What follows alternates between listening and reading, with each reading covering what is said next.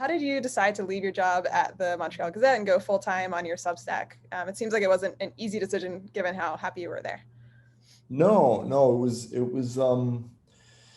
was difficult because that's really where I became the writer and the journalist that I am. And I had actually I had just won an award, a Canadian Association of Journalism award. And I looked at what the reason why is actually like comes at maybe the high point of my time at the Gazette, which is, you are recognized for this work that you did. And I realized that the work that won that award it felt like it was so long ago. Like, it felt like there had since that work, there had been layoffs and there had been, or buyouts, I should say, and people left and weren't replaced. And you see the newsroom thinning and you tell yourself that the work that you love and the work that really makes you a special journalist is going to be increasingly difficult to do. And so if I'm not doing that work, then I'm really just average, and I'm not really bringing anything to the job or to the city that some other person couldn't bring, or do a better job at. So I started talking with a guy who runs a news website called Ricochet, and we started talking about, like, in a dream world, what would the job that I want be and how would we fund that? And he told me about Substack, and I looked into it and I thought, yeah, I can do this, but it's going to require a lot of planning and we're going to need to launch it in such a way that there's a pop and we can get a big surge of paying subscribers from that pop. And in your own words, can you sort of describe how your paid launch went? Like, how did you feel about it going into it and afterwards? And what were I was terrified because, yeah. So what we did was, first thing, I wanted to write a relatively concise and clear statement about why I was leaving the newspaper and what Substack was and what my mission was going forward. To write something that said, I'm hopeful for the future.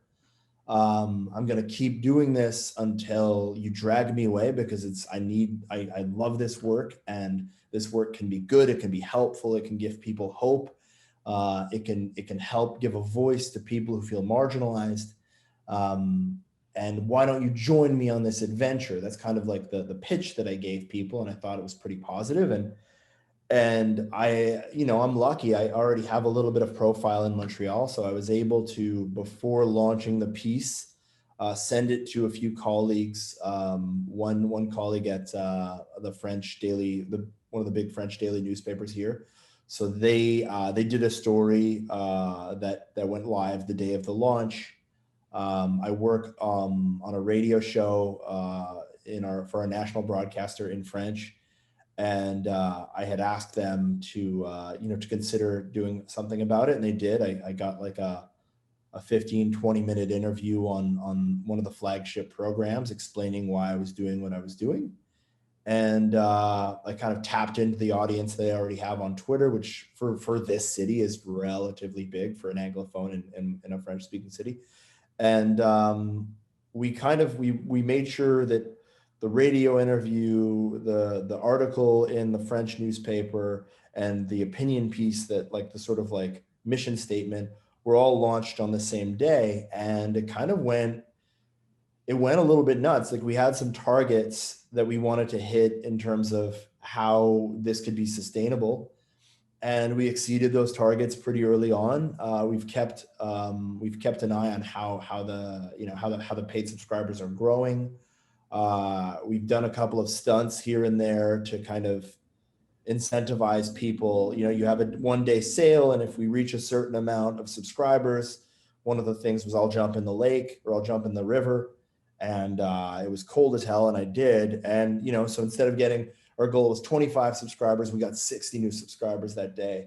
And so we're probably going to come up with another stunt before Christmas and hopefully get ourselves up to 700-800 subscribers. And it's been, it's been so rewarding, and it's been like I have used this to fund a lot of journalism that I'm crazy about. I've been living a good chunk of the time in this mining town in northern Quebec. When I'm down here, I'm doing work with the homeless communities, and I'm doing this stuff that I don't think I otherwise would have had as much time to do. And it's just been crazy. A lot of people are reaching out to me and asking how they can do it, or they're just interested in the project because it's different. I love the stunts that you did, and I think like one of the things that stood out about your launch was that you um, every writer tends to do some sort of launch announcement post, and you did that, but then you also did these like videos, and you did like a follow-up video where you like thanked your mom, and then you did these sort of like jumping in the river stunts. And so yeah, I think like as writers, sometimes we tend to overly rely on the written word and be a little bit like shy about other forms of media. Can you just sort of like Yeah. share a little bit about yeah, how videos and other forms of media kind of add this personal touch? Absolutely. I mean, I think that the beauty of social media, and like as rough as it can be sometimes, and as mean as it can be as a space, I think it allows people to understand, to connect with you as a person. And I'm pretty upfront about what I think my flaws are, and I'm pretty upfront about my limitations. And I I think what I would say is just go for it. Have a fun, clever, self-deprecating video. Do a stunt. I mean, I think the next one is something like I think I'm going to say that I'll jump over the lake on a motorcycle or something. And I mean, I maybe I'll get hurt, but the point is, have people feel like they have this connection to you. So people will reach out, they'll message me either on Twitter or on the email on Substack or whatever. And I'd like to put some time aside every day to answer. And then, I think the videos is a way of, like setting a goal. If you hit a certain amount of subscriptions, then I'll do this crazy thing. I would have done it anyways, had there just been 10 or 15 new subscriptions.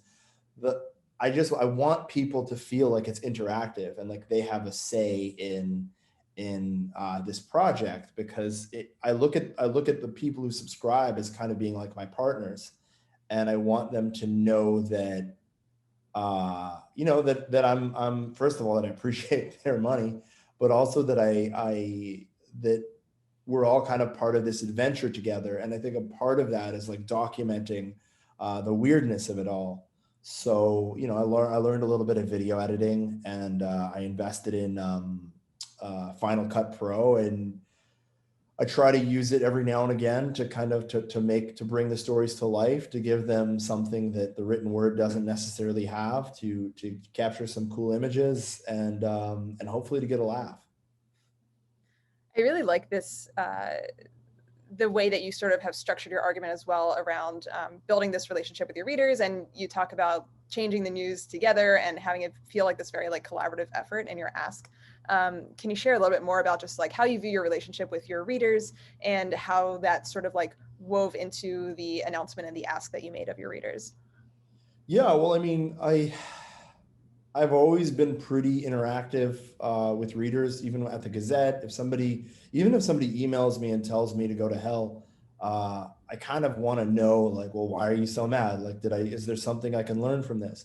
So I do like to write back when somebody takes the time out of their day to say they like something. Of course, I want them to know that I hear that and I appreciate it. And when somebody takes their time out of their day to tell me they don't like something, I want them to know that I've heard that, and that I'm going to think about it.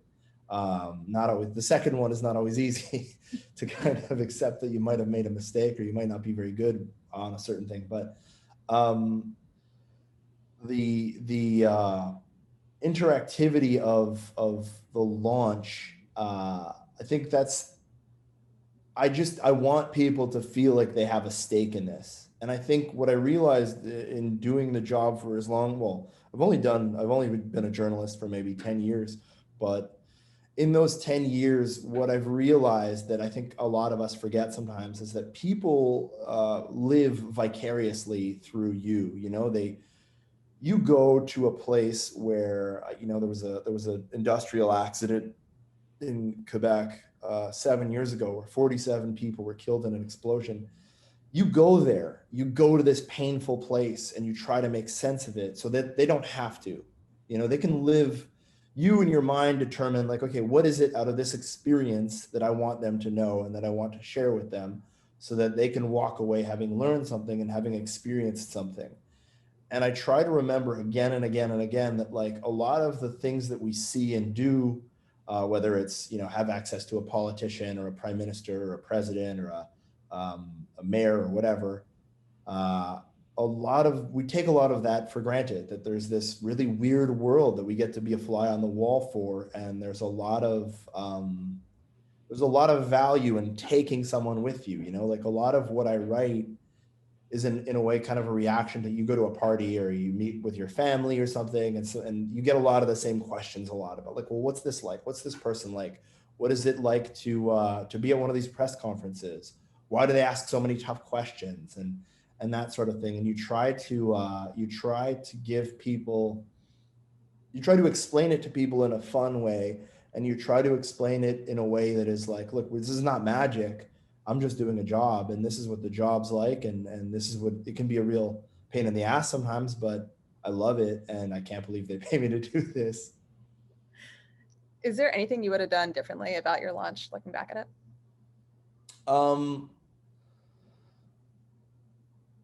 It's hard to say. It's hard to say because I don't like it's a relatively small media market. Well, it's a big city, but Montreal is like the second biggest city in Canada, but it's mostly a French speaking city. And oddly enough, actually, like, a big chunk of my audience is a francophone, and they'll read stuff that I write in English. But maybe having had a better anchor in the English world would have been better, but it's very competitive, and it's very much kind of like a boys club in the English world. So uh, I don't think so. I mean, I think where I worked with Ricochet and this guy Ethan Cox, and we had a strategy of not only lining up these interviews, but like reaching out to, I guess, influencers or just prominent journalists or politicians that we really believe in, or former politicians, and having them kind of endorse the project, explaining it to them, and having them share in their, not only share what I'm doing in their circles, but being able to use like a picture of this person and a quote, like a blurb, like, hey, you should check this guy out, and here's why I want you to. So we really, and as I was preparing the launch, I'm doing full-time work at the Montreal Gazette, and everyone's busy doing their like living their lives. So I think, given the budget we had, which was essentially $0, and given the time we had, which was essentially, whenever I'm not working, here's what I'm going to spend my time on. Given all of our limitations, I think we had a really organized launch. I know if I was a more organized person, then maybe I could have done it better. But I also know that because I'm so scattered and a little bit crazy, that that probably helped as well. It was the sort of spontaneous kind of gonzo feel that it had to it. Definitely. And how did you decide on the price that you launched with? I think it was a compromise. I wanted it to be a little bit cheaper, and Ethan wanted it to be a little bit more expensive. We settled on $12 because it's not 15. I think you can get a lot of content for $12 a month if you're on Netflix or whatever the streaming services are. The pitch that we made to people is, you're going to get a newsletter. It's going to be a very good piece of writing. It's going to be entertaining. It'll link you to the work that I've done as well. But you're not only like, yes, the $12 pays for this newsletter. It pays for access to me. If you want to write, I'll get back to you as fast as I can. We'll do a Zoom call. We're going to have a barbecue at the end of the year once the COVID restrictions are down, not at the end of the year, but whenever the COVID restrictions come down, we'll have a barbecue and invite everyone. And I think me and the editors will pay for it, and just kind of make sure that people know that they're appreciated. And so we wanted it to be, the $12 is this newsletter, but it's also this journalism. And so the newsletter, almost whenever it'll link to a major piece of journalism I've done, usually it's at the end, like the newsletter is a column, or the newsletter is, this week I wrote a pretend play that like took place in like Rudolph Giuliani's mind.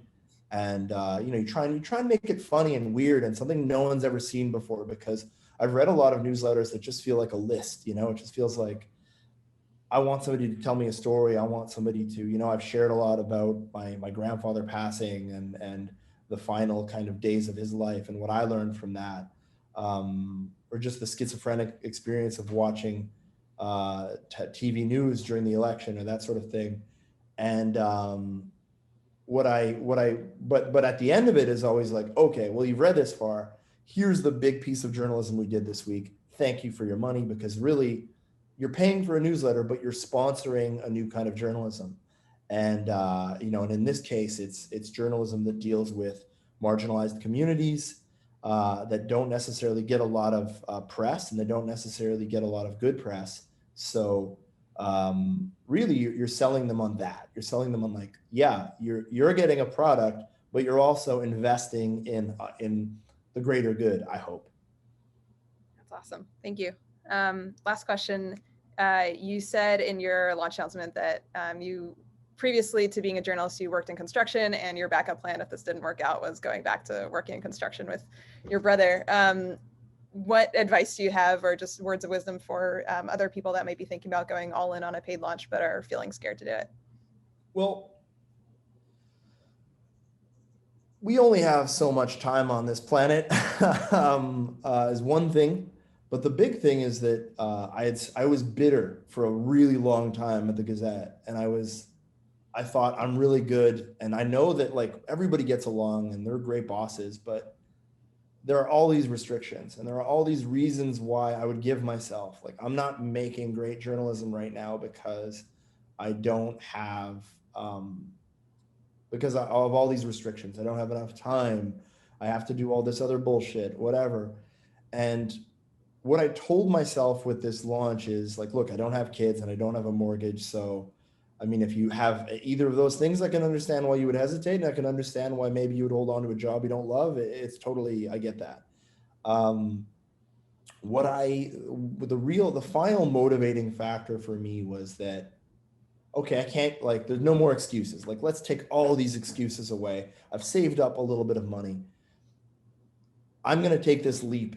And I think that if I take it honestly, and then if I take it in good faith, and if I take it from a loving and a positive place about us together being able to make a difference and do some good things, then I think people will support me in that jump. Like, I will jump, and midair, a soft landing will be created. And if I was wrong, the very worst thing that happens is that I maybe have to do a bit of work that I don't love.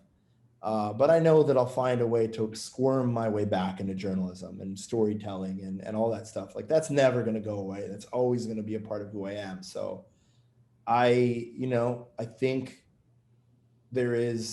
people would say you're brave, which I initially took to mean that I'm stupid, which I get.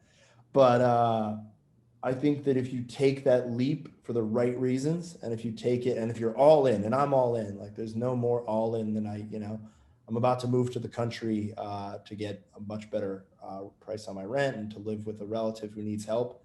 I'm all in, and I've never, in a professional setting, I've never been happier. So it's good. I don't make the same money that I did at the Gazette, but I picked up extra contract work here and there, and I'm like happier than I've ever been. And I'm more connected to the work than I've ever been in my life. And there was a time where I was like thinking, what's my exit plan for journalism? What's my next thing?